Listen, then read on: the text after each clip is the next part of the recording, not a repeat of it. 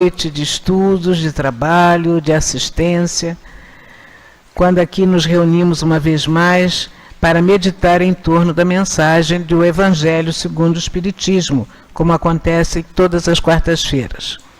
Àqueles que aqui se fazem presentes de primeira vez, as nossas saudações, as nossas boas-vindas, que se sintam acolhidos neste ambiente, que para nós é um ambiente de família, né? Quando nós aqui nos encontramos reunidos como irmãos para participar de todo o trabalho. E aqueles que nos acompanham também pela internet, o nosso boa noite e o nosso desejo de que também, compartilhando com todo o nosso trabalho, irradiem vibrações, não é? De fortalecimento, não só para a nossa irmã Berenice Lima, que vai hoje nos dirigir os raciocínios, como para a nossa irmã Hortência, que durante o momento do passe trará também a sua contribuição, mas que possamos todos, numa única vibração, envolver a nossa sociedade, o nosso país e as nações que também se encontram tão necessitadas de momentos de paz e de harmonia. Que então nos preparemos para acompanhar o raciocínio que nos vai ser trazido na noite de hoje pela nossa querida Berenice e também, não é, buscando doar aquilo que de melhor temos em nós, somando as tarefas que serão desenvolvidas pelos nossos benfeitores amigos e por aqueles espíritos que são os verdadeiros dirigentes de todo o nosso trabalho.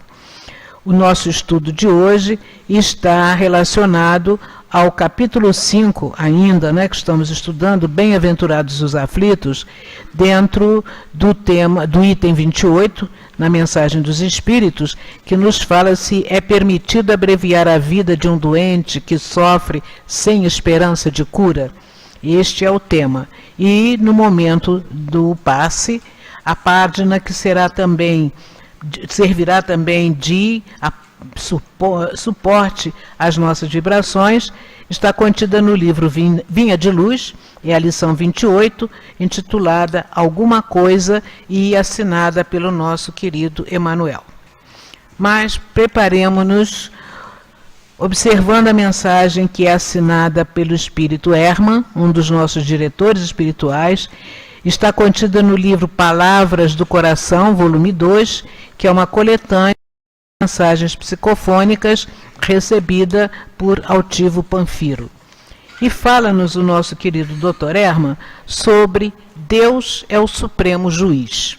E nos diz assim: o homem sempre se julgou o senhor da própria vida e, por um delírio, julga-se senhor da vida do próximo também.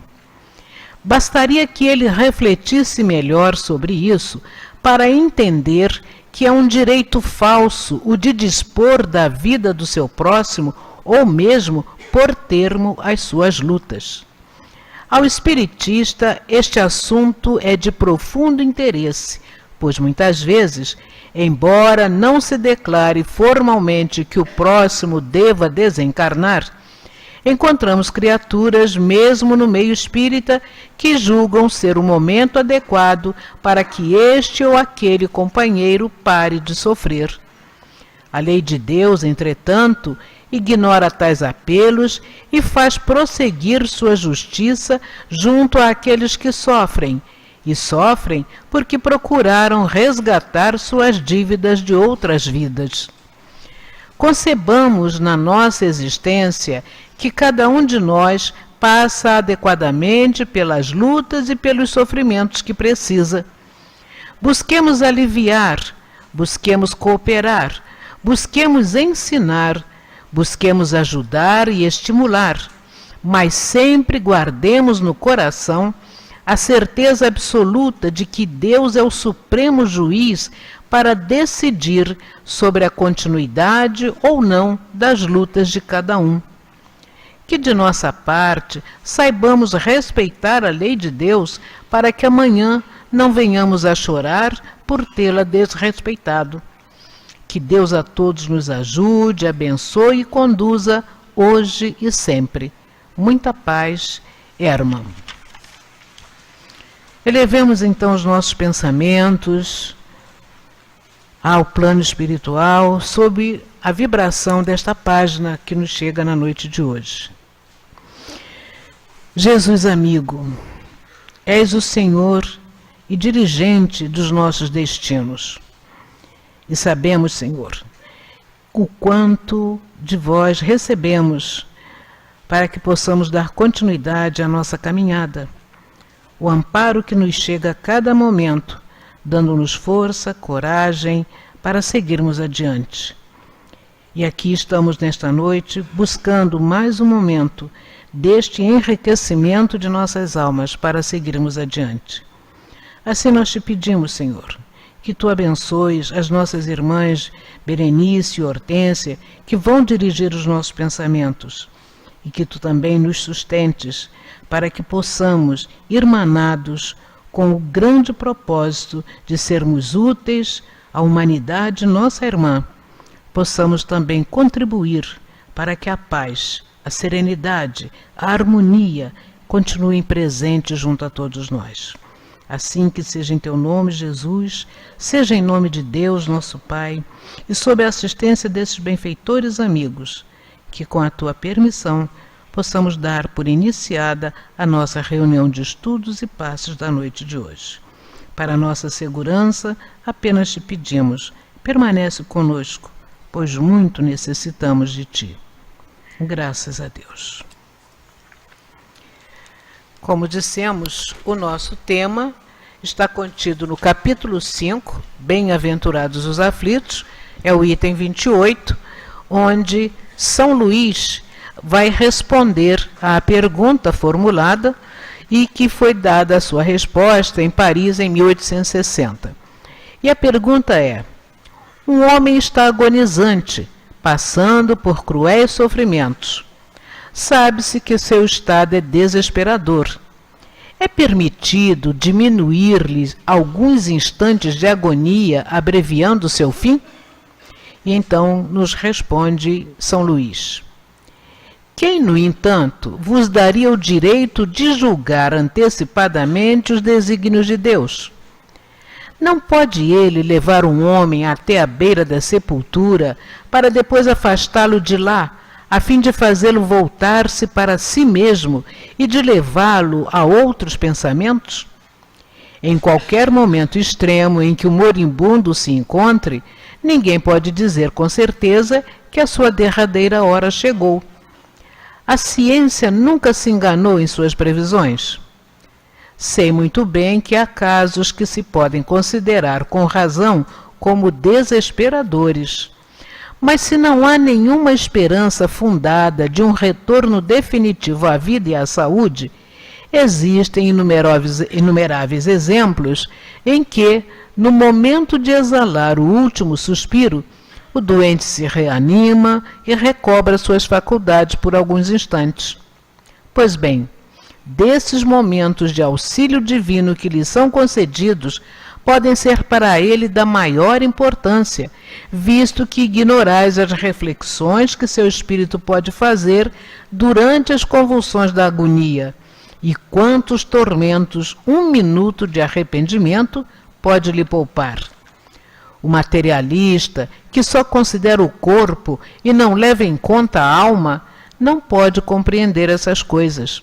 Mas o espírita, que sabe o que se passa além do túmulo, conhece o quanto vale o último pensamento.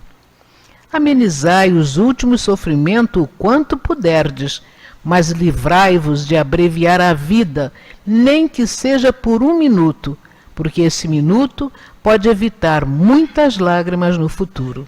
São Luís, Paris, 1860.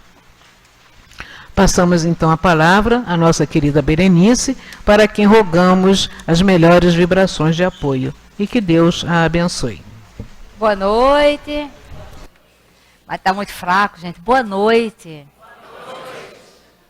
Que cada um sinta a presença do seu amigo espiritual. Que nesta oportunidade de estarmos estudando juntos, que cada um sinta a presença da equipe da casa, dos mentores da casa, que investem em nós, nos conhecem, melhores do que nós mesmos nesse momento, mas apostam, acreditam, confiam em cada um de nós e estão ávidos, desejando nos ajudar. Então, estar aqui estudando, refletindo, pensando, é o melhor momento do dia para que a gente, aí na nossa programação reencarnatória, no nosso avanço espiritual, que a gente aproveite esse momento. Essa página do Hermann, Dr. Hermann, é muito interessante, porque ele fala assim, ó, o homem sempre se julgou o senhor da própria vida e por um delírio julga-se senhor da vida do próximo também. Só essa frase dava um seminário para a gente pensar isso, né? Então, já que o Kardec pergunta aos espíritos como é que a gente faz para evoluir nesta vida, e eles respondem, conhece-te a ti mesmo, então vamos começar a fazer uma reflexão, cada um mentalmente respondendo para si, em que ponto que nós, cada um de nós, porque aqui ele está afirmando, e Dr. Hermann, quando ele afirma para a gente, é porque ele conhece a plateia, ele conhece os filhos que tem. Então, ele está aqui afirmando para a gente. Então, em que circunstância a gente se sente senhor da nossa própria vida e também da vida do próximo? Porque aqui ele está colocando uma certa tirania, né? Você é tirano com você, é tirano com o outro, é um ditador com o outro. Mas em que circunstância nós agimos exatamente dessa maneira? Eu tenho um caso muito interessante, lá na instituição que eu trabalho, que eu até já contei aqui em alguma palestra, não sei se foi nessa, mas é pertinente aqui o caso. Nós atendemos de crianças de bebezinha, né, de 2 anos, 1 ano e pouco, 2 anos, até 16 anos. E aí as doações ficaram escassas, e aí a gente teve que diminuir. Quem vai diminuir? Né? Vamos ter que tirar algumas crianças. Mas quem? Qual grupo? Dos miudinhos? Das crianças? Dos maiores? Dos adolescentes? Quem vamos deixar? Vamos ter que deixar de atender alguém. Não tem condição de atender 220. Vamos ter que reduzir. Quem vamos tirar? Qual a idade que vamos tirar? Então, no primeiro momento, todo mundo fica por conta dos miudinhos, né? Que são, na hora que a gente olha, são os que são assim mais desprotegidos. Então, vamos perguntar uma orientação espiritual. Foi muito interessante que a orientação espiritual foi, olha, fiquem com os adolescentes, né? O ideal é cuidar de todos, mas que não dá para cuidar de todos, então vamos ficar com os adolescentes e coloque para casa os miudinhos.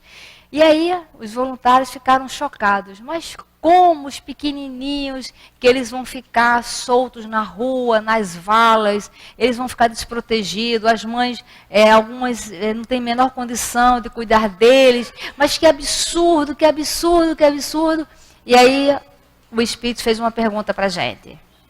Vocês acham que Deus errou quando aquela criança, aquele espírito que agora está criancinha, nasceu naquelas circunstâncias, naquele local, com aquela mãe, com aquela família?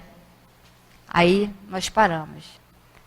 Aí ele falou, quem está correndo risco de vida neste momento são os adolescentes, por falta de orientação moral, por falta de saber sobre o mau uso do livre-arbítrio que eles podem fazer. Então, quem está correndo o risco de perder a oportunidade de uma reencarnação por falta de orientação ético-moral são os adolescentes. Os miudinhos, eles estão dentro do planejamento reencarnatório de nascer naquela circunstância, com aquelas pessoas, com aquelas famílias. Se nós pudermos, vamos lá ajudar. Então é interessante porque às vezes, mesmo na caridade, nós queremos ser os senhores e agir melhor do que Deus. Como, olha, Deus, você fez tudo errado, agora eu vou ter que ir lá, resolver aquela situação, resgatar aquele povo, porque está todo mundo errado. E muitas vezes chegamos para fazer caridade com essa tirania, querendo ser o senhor de uma situação salvacionista, que muitas vezes no dar a materialidade, nós estamos prejudicando aquela condição daquele espírito. Então percebe como tudo é muito sutil, e para que a gente não erre, qual é a solução? É pensarmos, visualizarmos, analisarmos à luz da doutrina espírita. Quando enxergamos a situação envolvendo quem? Espíritos imortais que estão na sua caminhada espiritual, que está vindo de muitas reencarnações, que vão para tantas outras, que está sob uma lei de ação e reação, que está sob as consequências de uma outra lei do livre-arbítrio, que está sob um planejamento reencarnatório. Então, quando a gente analisa as pessoas, as situações à nossa volta, e principalmente analisamos a nós mesmos sob a luz da doutrina espírita, aí sim nós vamos poder tomar decisões e dar passos mais seguros. E vamos sair dessa condição aqui de se julgar o Senhor de tudo e ter solução para tudo. Percebe? Que a função da doutrina espírita na nossa vida é fazer com que a gente reflita tudo à luz da doutrina espírita. Então nós precisamos, nesse momento, nos enxergarmos espíritos. Então, mentalmente, responda aí, você se sente esse espírito imortal que está reencarnando agora para passar por provas, por expiações, que tem um objetivo? Qual é o único objetivo da reencarnação? Só tem um objetivo, a reencarnação. É a gente evoluir. É o único objetivo. Ninguém nasceu para sofrer. Nós nascemos para progredir. Sempre. Agora, muitas vezes os nossos sofrimentos, como está também no Evangelho, são tormentos voluntários, que nós procuramos, por conta do mau uso do nosso livre-arbítrio, nós vamos decidindo coisas inadequadas e aí vamos recebendo as consequências. Mas a gente reencarnou para isso. Então, quando ele vem falando aqui dessa questão da doença, né? Daqui a pouco a gente vai entrar item a item, frase a frase do Evangelho. Mas quando vem falando das questões da nossa doença, dos sofrimentos, nós temos que pensar como espírito.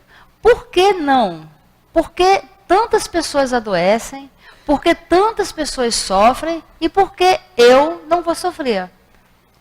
Por que você? Por que nós aqui vamos ser isentos disso? Por quê? Então, se nós estamos reencarnados e estamos nesse progresso, e chega essa doença, e chega uma condição que vai nos colocar numa situação de extremo sofrimento, que é aqui o caso, porque o Kardec, quando ele faz essa pergunta, ele usa palavras assim extremamente específicas, para não deixar a menor sombra de dúvida. Ou seja, ele dá o máximo de sofrimento para alguém. Olha as palavras que Kardec fala. Olha, uma pessoa está agonizante. Gente, imagine alguém agonizante. Não é fácil você ver uma pessoa agonizante. Então, Kardec ele vai no extremo do extremo. Olha, imagine uma pessoa agonizante e ela está passando por cruéis sofrimentos. Ele nem falou sofrimento, está falando cruel. Olha só, é a coisa mais cruel, é o máximo de um sofrimento. E sabe-se que seu estado é desesperador. Olha só, a palavra agonizante, cruel, sofrimento e desesperador. Ou seja, ele não tinha mais palavras que desse tanto o significado da intenção da dor, né? Do desespero, do sofrimento. Então o camarada está assim nas últimas. Aí ele fala, é permitido diminuir-lhes, olha só, alguns instantes. Ele não está nem falando de anos, de dias, alguns instantezinhos de agonia, abreviando o seu fim. Então, essa pergunta dele, nós temos que fazer uma reflexão em cima dessa pergunta todos os dias da nossa vida. Até mesmo para nós, quando falarmos que estamos sofrendo, que estamos passando por cruéis sofrimentos, que estamos agoniados, a gente parar e refletir se o que nós estamos falando é verdade. Não estamos aqui querendo diminuir a dor de ninguém, mas nós precisamos dar as palavras certas às situações que estão acontecendo conosco. Porque senão a gente vive numa situação superlativa, achando que tudo que está acontecendo conosco já é um grau muito alto. E aí fica-se com aquela sensação que não vai dar conta se aquilo ali piorar um pouquinho. E muitas vezes piora pelo nosso estado mental. Então, nós precisamos entender. Tem uma psiquiatra que no seminário, o Divaldo falou muito sobre ela, não é espírita, mas ela é Elizabeth Kubler-Ross. Ela escreveu um livro chamado sobre a morte e o morrer, que foram entrevistas que ela fez com pessoas que estavam em estado terminal. Mas assim, pessoas que estavam nesse momento, com sofrimento cruel, totalmente desenganado. E ela fez essa pesquisa muito interessante que ajuda, né, tanto quem está em sofrimento, quanto a pessoa que está acompanhando aquele sofrimento. Porque às vezes, eu tenho um amigo que é psiquiatra, e ele fala que quando tem um paciente psiquiátrico na família, então a família leva o paciente que não tem condição de ir sozinho na consulta, né? Então, geralmente são os pais que levam lá o filho, o paciente psiquiátrico. E quando chega, esse meu amigo médico, ele fala, como é que está o fulano, a fulana, né, o paciente? E que os pais dizem assim, o fulano está muito bem. Aí ele faz uma pergunta, está muito bem para quem? Para ele ou para vocês? Porque às vezes está muito bem para os que estão acompanhando, é deixar ele num estado altamente de sedação, que ele não perturbe o dia a dia. E muitas vezes está bem para o paciente, ele está lúcido, ele está buscando, mesmo na medicação, ele está lúcido, para poder entender o que está acontecendo ali. E muitas vezes, para o acompanhante, sedá-lo ao máximo, é falar o quê? Não, é porque assim ele não sofre. E quem somos nós para falar sobre o sofrimento do outro? Muitas vezes, a gente vê que as pessoas que acompanham pacientes que estão muito doentes, tem uma hora que fala, eu queria tanto que ele descansasse. Mas muitas vezes, até Joana de Ângeles fala, é porque a pessoa, ela quer já se livrar mesmo daquele compromisso, daquela dor, daquela angústia que ela está tendo. Então, é por uma questão pessoal. Então, essas reflexões é para que a gente faça, para que a gente ressignifique todas as nossas afirmações, para a gente saber se nós estamos dando os passos corretos, para que depois, quando desencarnarmos, que vamos ver a história realmente como ela é, a gente não se arrependa e não sofra no mundo espiritual. Tipo, puxa vida, como é que eu fui fazer aquilo? Por que eu tive aquela ideia? Meu Deus do céu, e ninguém me chamou a atenção. Puxa vida. E a gente sofre por, às vezes, ter pensado de forma inadequada. A Elizabeth Kubler-Ross, ela dentro dessa pesquisa que ela faz, dessa entrevista, ela faz uma avaliação dos 5 estágios. Toda vez quando a gente se depara com um sofrimento muito grande, no caso da entrevista dela, da pesquisa dela, é de cara com a morte, do momento da morte, tanto o paciente que está prestes a desencarnar, que já está desenganado pela medicina, como as pessoas que estão acompanhando ele. Então, ela fala de 5 passos, né? O primeiro passo é a negação. não pode ter acontecido isso comigo. Ou seja, pode acontecer com todo mundo, pode acontecer com todos os seus vizinhos, mas com você não pode acontecer. Então a gente nega. E nessa negação existe um sofrimento muito grande.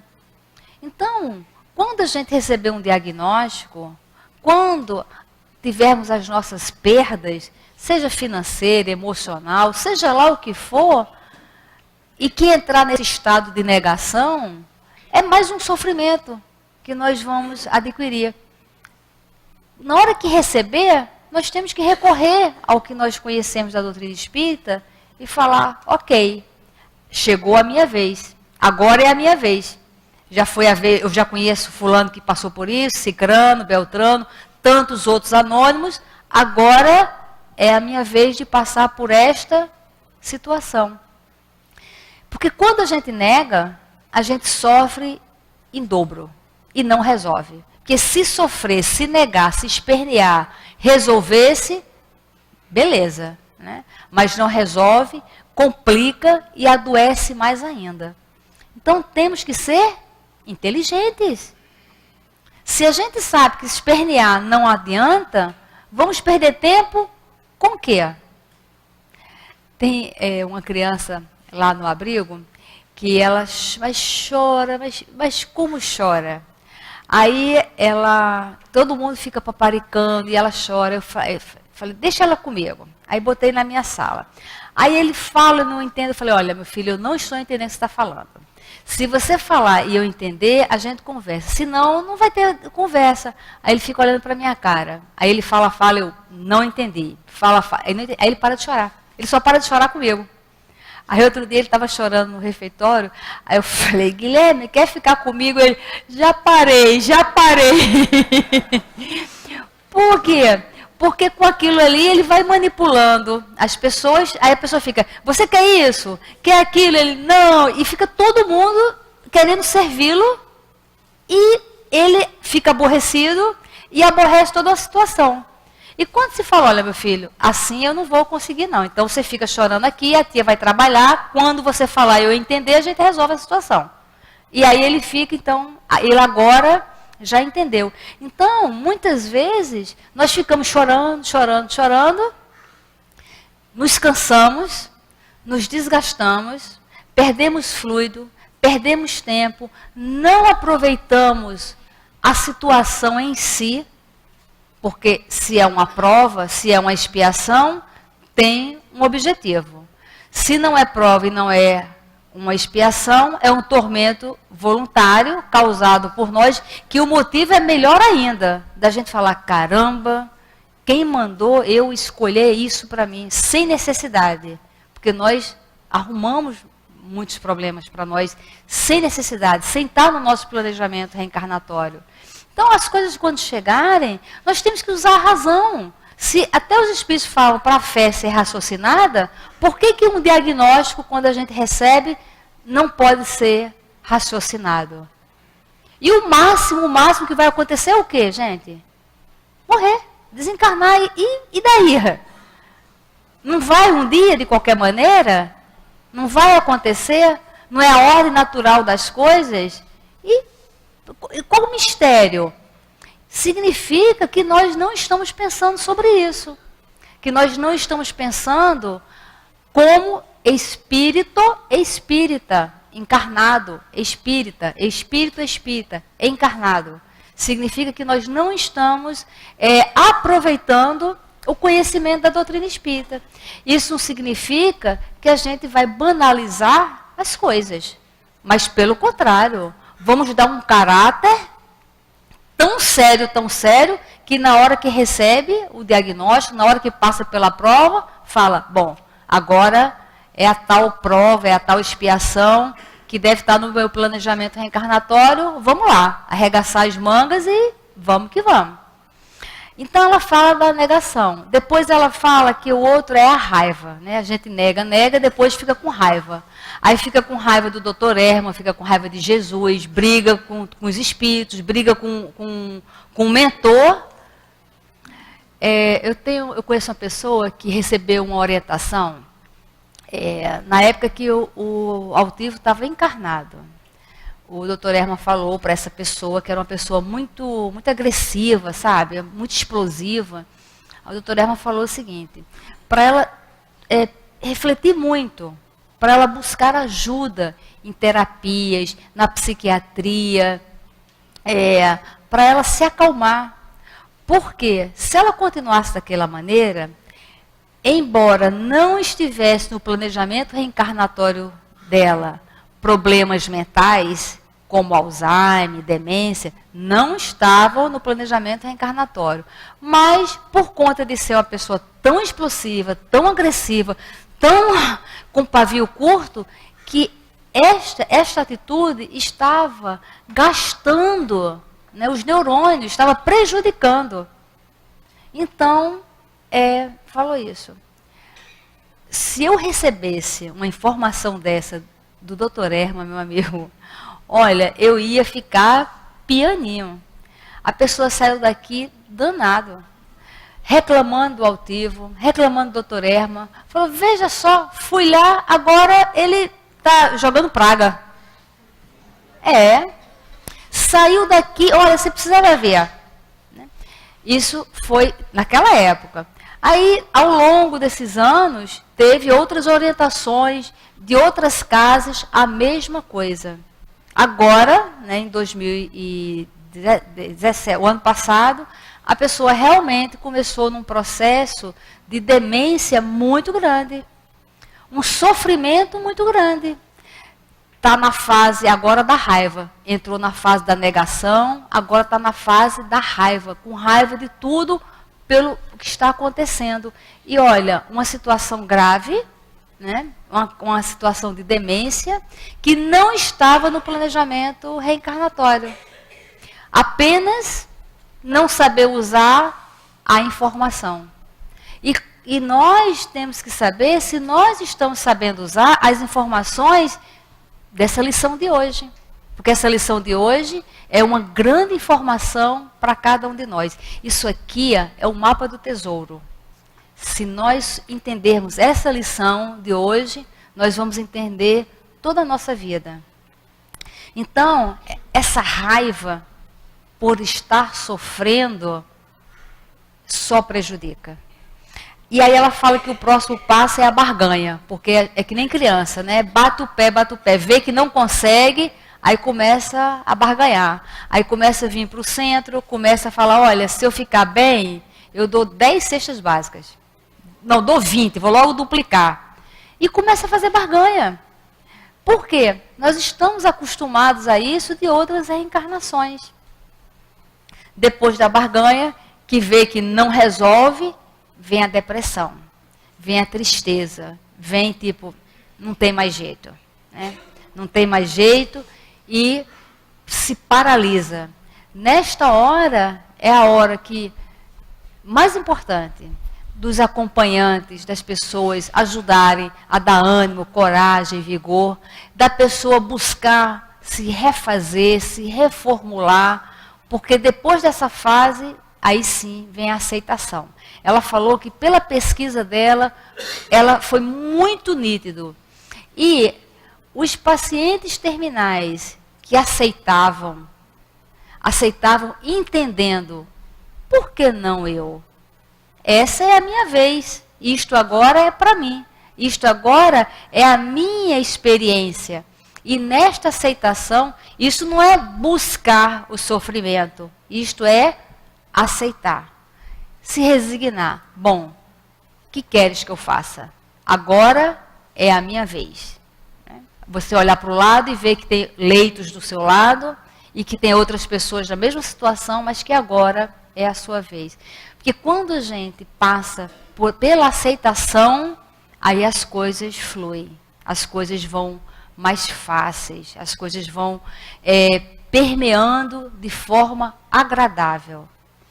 Então, se a gente começar sempre a pensar dessa forma e queimar as etapas, sabendo, olha, não adianta eu ficar com raiva, não adianta eu me zangar, não adianta eu bater perna, deixa eu ir logo lá para frente e aceitar e ficar tranquilo. É isso que a gente tem que fazer. É isto que a doutrina espírita O objetivo da doutrina espírita é para nos dar esse consolo, esse consolo. Isto é que é o consolo, isto é que é a esperança. Porque no fundo, nos finalmente de tudo, o que vai acontecer? Desencarnar. Só isso. Desencarnar para muito rapidamente reencarnar. Só desencarnar. Não é mais nada, não acontece mais nada. E você vai continuar sendo exatamente quem você é. Ou você não acredita nisso. Então, nós temos que refletir se a doutrina espírita, se o que os espíritos nos trazem, quando Jesus fala, conhecereis a verdade e a verdade vos libertará, que verdade é essa, senão essa verdade, que é o espírito imortal? Fique livre de você mesmo, porque nós é que somos os nossos piores carrascos. Nós impomos esse sofrimento a nós mesmos o tempo inteiro. Quem mais faz sofrer a você é você mesmo. Então, nós precisamos assumir as rédeas da nossa vida, nos enxergando como espíritos imortais. E que reencarnamos apenas para progredir. E que as provas e expiações fazem parte disso. Então, chegou, que bom que chegou. Porque eu refleti no outro dia, eu prefiro, se eu tivesse condições assim, de ver o meu planejamento como espírito, assim, minha trajetória, o que eu tenho que fazer espiritualmente falando, né, sobre as minhas provas. Olha, na próxima reencarnação, você vai passar por uma situação crítica de doença, alguma coisa como essa daqui, né, cruel, sofrimento e tal. Eu prefiro que fosse agora. Olha, dá para adiantar para agora? Porque agora eu estou com a doutrina espírita muito fresquinha na minha cabeça. A nível de conhecimento. Eu não sei se eu tenho a consciência ainda. Por quê? Eu não passei por nenhuma prova e nenhuma expiação desse nível, mas pelo menos eu estou com isso fresquinho. E se acontecer, eu vou escutar essa palestra de hoje e vou dizer assim, olha, então aproveita a oportunidade e curte isso, porque isso faz parte do seu crescimento. Então, não é banalizar as coisas, mas é apenas ver as coisas da forma que ela é. Por que não comigo? Aí, o doutor Herman, ele ainda fala aqui, olha, ao espiritista, esse assunto é de profundo interesse, pois, muitas vezes, embora não se declare formalmente que o próximo deva desencarnar, encontramos criaturas, mesmo no meio espírita, que julgam ser o momento adequado para que este ou aquele companheiro pare de sofrer. Então, se ele está falando isso, é porque já teve muitos casos que ele acompanhou. Tem um livro que eu adoro, que se chama Jogo, o Mergulho no Vulcão. Para quem é viciado em jogo, eu recomendo por demais esse livro. É um livro espírita, muito bom. Mas aí tem um momento que esse rapaz, ele reencarna com um compromisso de trabalhar com cura. Ele tem fluido, magnetismo, só que ele usa esse fluido, esse magnetismo para outras coisas e principalmente para o jogo. Né? Ele se enfronha ali no jogo. E em um determinado momento acontece um acidente com ele e ele fica em coma, mas assim, em estado grave, gravíssimo. Que é até o que no Evangelho aqui fala, né? Porque às vezes, naquele momento assim que você fala, caramba, não tem mais jeito, de repente, as coisas vão mudando. E aí, ele está em coma, grave, gravíssimo, assim, todo mundo fala, não tem mais jeito. E aí mostra os bastidores espirituais daquela situação. Então, é naquele momento ali de dor que o mentor consegue levar ele a uma colônia, ter uma conversa com ele. E aí, é naquela hora que ele olha tudo, ele faz uma grande análise da vida dele, e ele fala, não, me dá mais uma chance. Como ele ainda tinha fluido, ainda estava no planejamento, então dá mais uma chance. E ele fez toda a diferença. Avalie se naquele momento tivesse falado assim, não, sabe, deixa ele descansar, né? Porque quando a gente fala assim, deixa descansar, às vezes nós é que estamos todo dia indo no hospital, é que nós queremos descansar. Isso não é para deixar ninguém culpado. Ninguém tipo, ai caramba, eu pensei isso com a minha mãe. Não, porque nós somos assim. Nós erramos, já erramos tanto. A doutrina espírita, os espíritos querem que a gente faça a reflexão. Ah, olha, eu errei. Puxa, eu pensava isso ontem. Ontem eu pensei assim. Tá ok, só que agora eu vou pensar diferente. De hoje em diante eu vou pensar diferente, vou fazer diferente. Na próxima reencarnação eu quero fazer diferente. Porque nós precisamos andar. Se já cometemos esse erro, ou se estamos cometendo esse erro agora no momento, o importante é a gente acordar. Sempre que identificarmos algum erro, algum equívoco, o importante é caminhar sempre. Então, quando o doutor Herman vem falando isso aqui, porque nós sempre julgamos que nós sabemos mais das coisas do que, muitas vezes, propriamente Deus.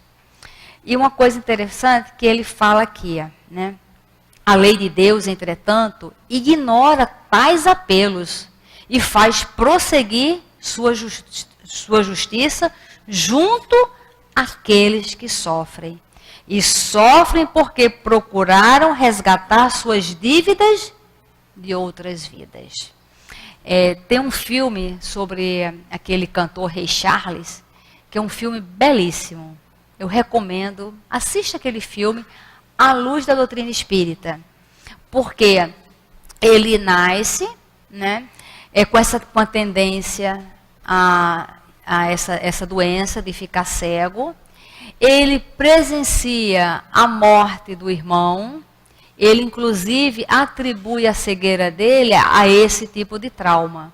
A mãe dele, ignorante, não sabe ler, não sabe escrever, negra, no início do século nos Estados Unidos. Uma situação altamente preconceituosa. E ela é dura com ele. Olha, que pessoa dura com o filho, né? Porque ela sabe que ela tem uma doença e ela vai desencarnar em breve. E ela tem pouco tempo para educar ele, porque ela imaginou ele negro, pobre, cego, numa situação de alto preconceito, no início do século, numa região muito ainda preconceituosa nos Estados Unidos. Ela falou, eu tenho pouco tempo, eu tenho que ser inteligente e eficiente. Então, ela educa ele para os embates da vida. E vendo esse filme, a gente tem que se perguntar, eu estou me educando para os embates da vida? Eu estou educando as minhas crianças, meu neto, meu filho, as crianças que eu estou evangelizando para os embates da vida? Nós vamos desencarnar e vamos reencarnar. As crianças que estão à nossa volta, na nossa casa, na nossa família, vocês acham que elas têm condições de receber você como filho, como neto, daqui a algum tempo? Porque nós precisamos deixar todo mundo encaminhado para quando a gente voltar, pegarmos o bonde andando, dentro da filosofia da doutrina espírita. E a mãe dele faz isso, a mãe dele prepara ele para ele combater aquela cegueira. E ela fala, você não é um inválido, você não é aleijado, você apenas não enxerga. E ela faz toda uma orientação. E ela desencarna e ele fica lá. Muito interessante que depois ele se droga, né? Quando ele ganha dinheiro e fica conhecido, famoso, ele vai para o caminho das drogas. Então, teve um momento que ele estava altamente drogado, e ele fala que neste dia, ele teve uma visão da mãe. A mãe aparece para ele e fala uma frase que mudou a vida dele. Ele estava completamente envolvido nas drogas. estava assim, já acabado. E ele fala, aparece no filme, que ela aparece para ele e fala, você cresceu e realmente agora você é um homem cego. E aí ele se choca com aquilo, né? Ela falou, embora eu tenha feito tudo para você não ser um aleijado, não, ela fala, você agora é um homem aleijado, porque você é um aleijado moral. E aí ele leva aquele susto e ele muda completamente o caminho da vida dele, ele se resgata, se reconstrói e realmente ele se torna um outro tipo de pessoa. Mostrando para a gente quem somos nós para dizer que alguém não tem jeito. Para dizer que alguém está no último minuto. Quem somos nós? E aí, o Dr. Herman fala assim, olha, concebamos na nossa existência que cada um de nós passa adequadamente pelas lutas e pelos sofrimentos de que precisa. Então, gente, vamos ser inteligentes. Eu preciso disso, então é essa matéria que eu tenho que aprender? Eu tenho que aprender a matéria envolvendo isso? Então, deixa eu estudar essa matéria para passar rapidamente. E aí, ele dá a solução. Busquemos aliviar. Busquemos cooperar. Busquemos ensinar. Busquemos ajudar. Busquemos estimular. Mas sempre guardemos no coração a certeza absoluta de que Deus é o supremo juiz para decidir a continuidade ou não das lutas de cada um. Então, nós temos que estar alertas para isso, aliviar, cooperar, ensinar, ajudar, estimular, e a casa espírita é excelente para isso. Porque quando nós estamos aqui nos relacionando com o próximo, no sentido de aliviar, cooperar, ensinar, ajudar, estimular, nós estamos aprendendo. Porque quando nós vamos num trabalho social, nós temos que ir com um pensamento de espírito. Porque muitas vezes a gente vai no sentido de, olha, eu sou o assistente e eles são os assistidos. Eu vou lá ajudar. Mas será que a gente não está indo lá para aprender como é que é? Porque na próxima a gente vai passar por aquela situação.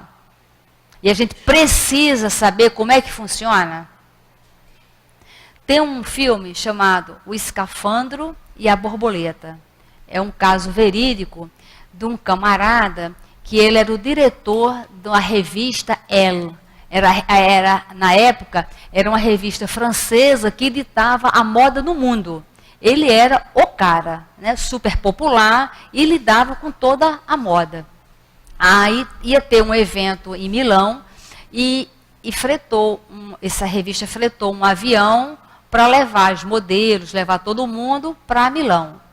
Ele era o presidente. Um jornalista amigo dele queria muito ir, né? E aí ele falou, não tem importância, você vai no meu lugar e eu vou, alugo um jatinho depois e vou. Aí ele saiu do avião, o jornalista entrou. O que aconteceu com o avião? Foi sequestrado. Esse avião, essas pessoas ficaram, se eu não me engano, 1 ou 2 anos em poder dos sequestradores. Foi uma coisa bem... Isso foi na década de 60 ou 70, acho que foi de 70, eu acho. E você sabe que esse rapaz, o diretor, ok, que bom que ele não estava ali e ele não se importou com aquela dor do outro. Depois de 1 ou 2 anos que os sequestradores liberaram, né, depois de negociação dos países, foi uma coisa muito complexa, o jornalista se afastou desse meio e esse diretor nunca foi conversar com ele, com esse amigo, de falar assim, puxa vida, né, você foi no meu lugar, pelo menos por curiosidade, alguma coisa, para saber o que aconteceu. E o tempo passou, o diretor da revista, ele sofreu aquela doença degenerativa. Né? Então, rapidamente, ele perdeu todos os movimentos. A única coisa que ele conseguia fazer era piscar os olhos. A única coisa. E esse amigo, depois de muito tempo, ele naquele sofrimento e tal, esse amigo jornalista foi visitar ele. E quando chegou lá, ficou conversando com ele, dizendo que naquele período que ele estava em cativeiro, ele ficou num espaço de 1 metro quadrado, por muito tempo. Então ele se refez ali dentro. Ele começou a falar o que ele fazia para se manter saudável, com a mente saudável. E ele falou, contou as experiências dele e foi embora. Aí o diretor, que só mexia com os olhos, né? Ele tinha uma fisioterapeuta que ela desenvolveu um alfabeto para se relacionar com ele, e ele escreveu um livro apenas batendo as pálpebras. E o livro se chama O Escafandro e a Borboleta, e que se tornou livro. E nesse depoimento ele fala, puxa vida, se eu tivesse, antes de acontecer a minha doença, se eu tivesse ido conversar com meu amigo jornalista e ele tivesse contado para mim o que ele contou hoje, de como ele viveu saudável dentro de um cubículo por 2 anos, eu já teria pulado um período de sofrimento muito grande dentro do meu corpo. Porque o camarada deu dicas incríveis para ele se manter saudável, mesmo numa situação de tanto conflito. Porque o importante é manter a mente saudável. Assista esse filme. Se coloque no lugar. Para a gente ver, e se fosse comigo essa doença? E por que não comigo essa doença? Então, como é que eu me comportaria? Então, todas as pessoas, todos os casos que a gente souber, todas as pessoas que a gente conhecer, todos os sofrimentos que a gente tiver acesso, a gente tem que se perguntar, e se isso acontecesse comigo, como é que eu lidaria com essa situação? Porque pode acontecer, e muitas vezes as notícias chegam até nós para já nos prepararmos, tipo, olha, presta atenção, porque isso pode acontecer. Então, quando Kardec fala essa pergunta, né, esse homem que está agonizante, está num sofrimento cruel, está desesperador, é permitido diminuir-lhes alguns instantes? E a resposta é, quem dá a resposta é São Luís. A resposta é, quem, no entanto, vos daria o direito de julgar antecipadamente os desígnios de Deus? A ciência nunca se enganou em suas previsões? E aí o que a gente tem de caso para falar de ciência enganada, a gente poderia ficar aqui muito tempo, mas muito tempo mesmo. Ele fala, o último suspiro, o que pode acontecer no último suspiro? O doente se reanima e recobra suas faculdades por alguns instantes. Pois bem, esses momentos de auxílio divino que lhes são concedidos podem ser para ele da maior importância, visto que ignorais as reflexões que seu espírito pode fazer durante as convulsões de agonia. E quantos tormentos 1 minuto de arrependimento pode lhe poupar. Eu conheci recentemente uma enfermeira que lida na UTI. E ela estava me contando um caso, ela falou que tem muita experiência, ela tem mais de 30 anos de experiência no CTI, de casos graves, né? E ela falou que mais de 30 anos de experiência, ela nunca passou por um caso que ela está passando agora. Ela falou que é uma coisa assim, de muita... Ela falou que está assim, tocada profundamente, né? Pela condição da doença que está a pessoa, o estado que está o corpo da pessoa, e ela percebe que a gente estava falando justamente sobre a questão da eutanásia, né? Ela falando que ela percebe que a família quer pela família que desligue tudo quando vê o estado dele. E ela é que faz os curativos, ela é que está próxima dele. E ela fala que toda vez que está fazendo o curativo, escorre algumas lágrimas. E ela está nesse conflito. Aí ela é católica. Eu falei, olha, conversa com ele, sabe? Vai falando para ele sobre perdão, auto-perdão. Fala para ele da importância da vida. prepara ele, porque ele pode fazer a sua passagem pelo estado do corpo que ele está, né? Mas pode também não sei. Mas ela fala que toda vez quando ela vai cuidar dele, ela tem certeza absoluta que ele está ali pleno, atento a tudo que ela faz. Ou seja, ela, embora não tenha nenhum conhecimento espiritualista, mas ela está tendo a sensibilidade.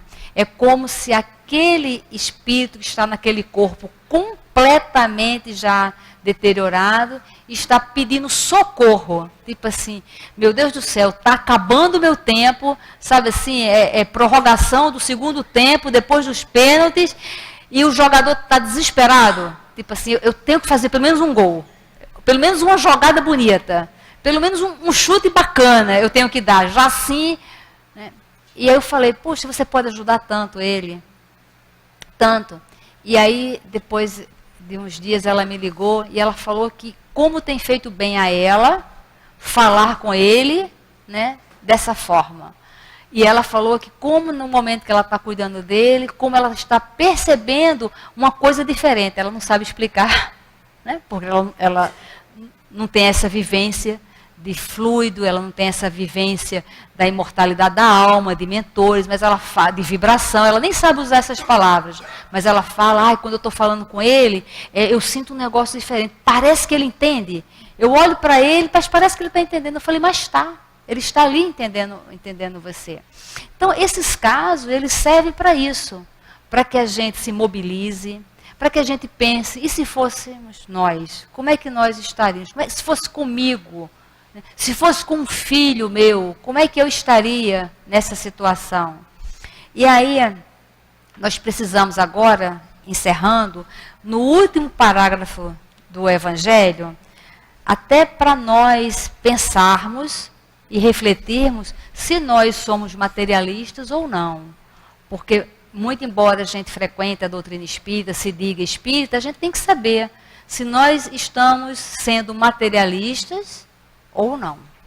E ele diz assim, o materialista que só considera o corpo e não leva em conta a alma, não pode compreender essas coisas. Então, toda vez que a gente fala eu não compreendo, significa que nós estamos sendo materialistas. Porque ele diz assim, mas o espírita, então, nós temos que saber, responder na ponta da língua, se as coisas que acontecem na nossa vida, nós estamos vendo sob a luz da doutrina espírita ou sob a luz do materialismo. Mas o espírita, que sabe o que se passa além do túmulo, conhece o quanto vale o último pensamento. Amenizai os últimos sofrimentos o quanto puderdes, mas livrai-vos de abreviar a vida, nem que seja por um minuto, porque esse minuto pode evitar muitas lágrimas no futuro. Que nós façamos programas para nós aproveitarmos todos os minutos da nossa vida, para que a gente não sofra de arrependimento quando desencarnar pelo tempo perdido. Quando a gente estuda as obras de André Luiz, a gente vê, e o livro Céu e Inferno, como tem depoimento falando assim, puxa vida, como eu perdi tempo. Como eu perdi tempo. No livro Céu e Inferno, tem vários casos, né? Tem casos de criminosos arrependidos, espíritos sofredores, né? Tem suicidas, é sempre assim, 7 casos de um, 5 casos de outro. E tem lá o grupo de espíritos felizes. Sabe quantos depoimentos tem no grupo de espíritos felizes? 17. Por que será que tem 17 casos de espíritos felizes e só 5, 6, 7 de espíritos sofredores, arrependidos? Mostrando que isso é uma possibilidade muito grande. E o que eles têm em comum desses espíritos felizes? Quando a gente estuda caso a caso, aproveitar o tempo. Souberam aproveitar o tempo. E quando a gente estuda todos os outros casos, o que tem em comum? Arrependimento pelo tempo perdido. Mau uso do livre-arbítrio. Então, estudando hoje sobre isso, pedindo também para que cada um reflita hoje à noite, conversando com o Dr. Herman, com a equipe da casa, para que a gente entenda a doutrina espírita, para que a gente olhe a nossa vida de todos os ângulos, sob a ótica da doutrina espírita. Conhecereis a verdade e a verdade vos libertará. Muita paz. Nós agradecemos a Berenice na sua candura, na sua tranquilidade, vir trazer a todos nós esta mensagem tão profunda, né? Nos convidando a esse processo de reflexão, de análise, para que, de alguma sorte, né, entendendo tudo isso que nos trouxe o Evangelho na noite de hoje, possamos refletir profundamente sobre a nossa caminhada, sobre as nossas ações, sobre o nosso entendimento. E, como ela mesma falou, roguemos durante o nosso momento do sono, com o repouso do corpo físico, quando estivermos em desdobramento, voltarmos a este ambiente onde, com os benfeitores da casa, os nossos guias espirituais, poderemos aprofundar esse nosso estudo, e o dia de amanhã nos encontrará criaturas com mais determinação para seguirmos adiante na busca do nosso crescimento. Que Jesus abençoe a nossa Berenice, que ela esteja conosco em outros momentos, e que cada um, né, recolha desta mensagem tudo aquilo que vai lhe dar esse estímulo para seguir adiante. Passamos agora à segunda fase do nosso trabalho, que é o momento do passe, e onde a Hortência vai trazer também a sua colaboração, analisando a mensagem que é assinada por Emmanuel e, como dissemos, está contida no livro Fonte Viva, e a lição número 28, onde, no registro em Lucas, capítulo 5, versículo 31, das palavras de Jesus que nos dizem: não necessitam de médico os que estão sãos, mas sim os que estão enfermos, e sob o título Alguma Coisa, nos diz Emmanuel: quem sabe ler, não se esqueça de amparar o que ainda não se alfabetizou. Quem dispõe de palavra esclarecida, ajude ao companheiro, ensinando-lhe a ciência da frase correta e expressiva. Quem desfruta o equilíbrio orgânico, não despreze a possibilidade de auxiliar o doente. Quem conseguiu acender alguma luz de fé no próprio espírito, suporte com paciência o infeliz que ainda não se abriu à mínima noção de responsabilidade perante o Senhor, auxiliando-o a desvencilhar-se das trevas. Quem possua recursos para trabalhar, não ouvide o irmão menos ajustado ao serviço, conduzindo-o sempre que possível à atividade digna. Quem estime a prática da caridade, compadeça-se das almas endurecidas, beneficiando-as com as vibrações da prece. Quem já esteja entesourando a humildade, não se afaste do orgulhoso, conferindo-lhe com o exemplo os elementos indispensáveis ao reajuste. Quem seja detentor da bondade, não recuse assistência aos maus, uma vez que a maldade resulta invariavelmente da revolta ou da ignorância. Quem estiver em companhia da paz, ajude aos desesperados. Quem guarde alegria, divida a graça do contentamento com os tristes. Asseverou o Senhor que os sãos não precisam de médico, mas sim os enfermos. Lembra-te dos que transitam no mundo entre dificuldades maiores que as tuas. A vida não reclama o teu sacrifício integral em favor dos outros, mas em benefício de ti mesmo. Não desdenhes fazer alguma coisa na extensão da felicidade comum. Convidamos agora os nossos irmãos médios a se posicionarem para que possamos proceder à tarefa, não é, de trazer os fluidos renovadores aos nossos irmãos, fortalecendo-lhes as energias, pacificando-lhes o espírito, ajudando de alguma sorte a que cada um possa, na noite de hoje, sentir o reconforto que tanto vieram buscar nesta casa, sob o amparo dessa espiritualidade amiga. Mas lembremo-nos daqueles que, como nos falou a página, ainda estão distantes deste entendimento. Aos nossos irmãos que ainda, por quaisquer situações, por quaisquer desencontros, melindres, entram no campo da angústia, da dor, da revolta, vamos envolvê-los em vibrações de paz. E nos momentos que se fazem presentes em nossa caminhada, vamos contribuir para que a paz seja a nossa companheira em todos os dias, envolvendo a nossa nação, a nossa sociedade, em vibrações de muita harmonia e serenidade. É assim, Jesus amigo, que chegamos ao momento do passe. É um momento solene para as nossas almas. É o instante em que registramos de maneira bem sutil a presença de teus mensageiros e sentimos, pela presença deles, a tua vibração de amor, a vibração de Deus, nosso Pai misericordioso, trazendo-nos tudo aquilo que, se assim o merecemos, há de nos dar força e coragem para seguir adiante. Assim, singelamente pedimos, Senhor, que Tu abençoes o nosso momento do passe. Graças a Deus. Que nesse momento do passe possamos perceber o amor do Senhor Jesus através dessa espiritualidade amiga que nos ampara e nos sustenta.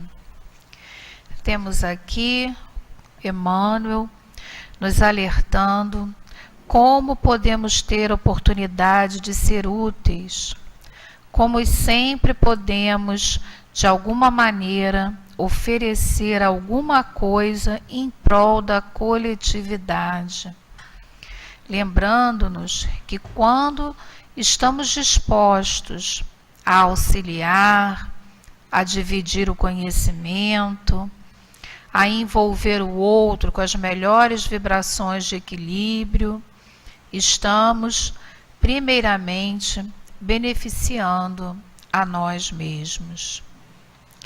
Emmanuel vem tecendo aqui exemplos das coisas mais simples que podemos oferecer ao nosso companheiro de caminhada, aqueles que cruzam diante de nós, ou mesmo aqueles que não temos tanto contato, mas percebemos serem companheiros que necessitam de algum entendimento, que necessitam de algum apoio. E de alguma forma podemos, como ele mesmo coloca, oferecer alguma coisa.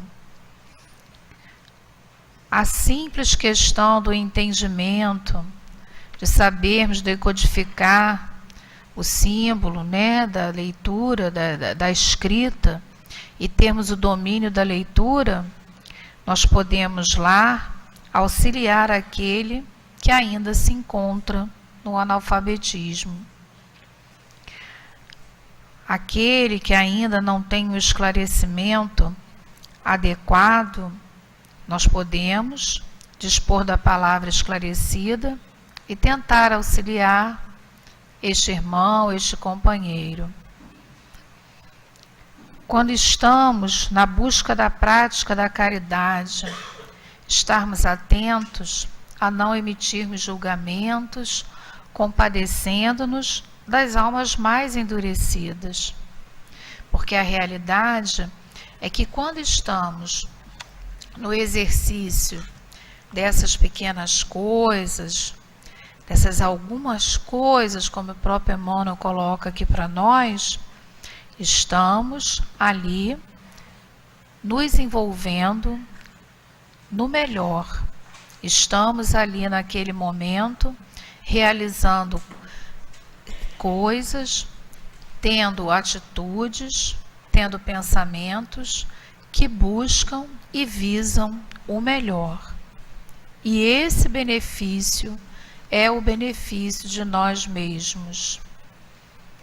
Emmanuel ainda pontua para nós que não existe a necessidade de nos envolvermos em sacrifícios integrais de nós mesmos, mas sim estarmos atentos àquilo que nós já possuímos e podemos dividir com os nossos irmãos, sempre buscando o quê? O equilíbrio, a pacificação, o auxílio daqueles que estiverem necessitados naquele momento. Inclusive, tentando sempre lembrar o quê? Da nossa postura de humildade que devemos exercitar no momento em que buscarmos auxiliar os companheiros. Lembrando que esse auxílio, que muitas das vezes achamos que está focado apenas em uma criatura, ele se estende num conjunto todo à coletividade. Porque ajudando um aqui, auxiliando o outro ali, com as pequenas coisas que nós podemos realizar, estamos contribuindo para que aquela sociedade, para que aquele grupo que nós estamos ali naquele momento, se torne um grupo melhor, assim como nós também nos tornemos criaturas melhores. E com a lição de hoje, Emmanuel vem nos lembrar e resgatar nos nossos corações que, por mais simples que seja, por mais singela que seja, a atitude que tenhamos ou aquilo que possamos oferecer, sempre temos algo para auxiliar o nosso irmão. Graças a Deus, que Jesus nos abençoe. E com os nossos pensamentos elevados, mantenhamos a atmosfera de paz para a mensagem espiritual.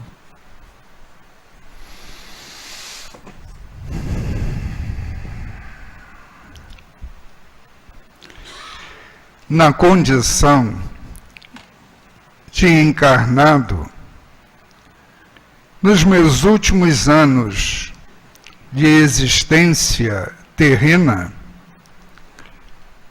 tive os meus momentos de dores, mas posso dizer que nesses anos não me faltaram o apoio dos familiares, dos amigos, dos companheiros da casa espírita, que através dos passes, das palavras, das preces, me socorreram, oferecendo de seus corações as vibrações amorosas, para que eu pudesse chegar ao final da existência em condições espirituais melhores, com o coração e a mente mais pacificados. Como é bom contar com esse apoio nesses momentos das provas ásperas, nas aflições que nos envolvem, nas dores que se acercam do nosso corpo físico, e contarmos com estas presenças amigas, emitindo as vibrações tão necessárias para se levar a bom termo esta prova, na qual, na maioria das vezes, estamos resgatando pesados débitos. Ah, meus irmãos, minhas irmãs, não se neguem, junto àqueles que sofrem, oferecer o que tenham de melhor. Não se neguem a ter compreensão, a paciência necessária e oferecer as vibrações que possam amenizar a dor daquele espírito encarnado que atravessa aquele momento, seguindo as determinações das leis de Deus. Irmãos e irmãs, somos todos filhos de Deus, irmãos uns dos outros. Que possamos nos lembrar disso nesses momentos das crises, das aflições que avassalam o mundo, na certeza de que o Pai, nosso querido Pai Celestial, tão amoroso, justo e bom, através das mãos compassivas de encarnados e desencarnados, procura sempre transmitir as suas bênçãos de fortalecimento do ânimo, para que possam superar aquela prova de que tem necessidade o espírito atravessar. Portanto, confiemos em Deus. Tenhamos a certeza de que Ele é uma presença constante na vida de todos e que, através dos seus mensageiros, as vibrações do seu amor e da sua paz permanecem junto a todos nós. Muita paz. Um abraço do amigo Paulo Cordeiro. Graças a Deus.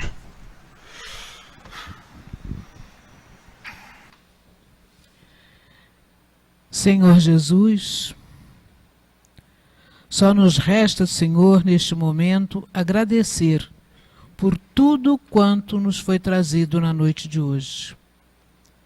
Pela lembrança amiga do familiar querido, pelas vibrações que nos vêm de mais alto, trazido por teus mensageiros, que em nome de Deus e em teu nome, Jesus, trazem a paz, o refrigério às nossas almas.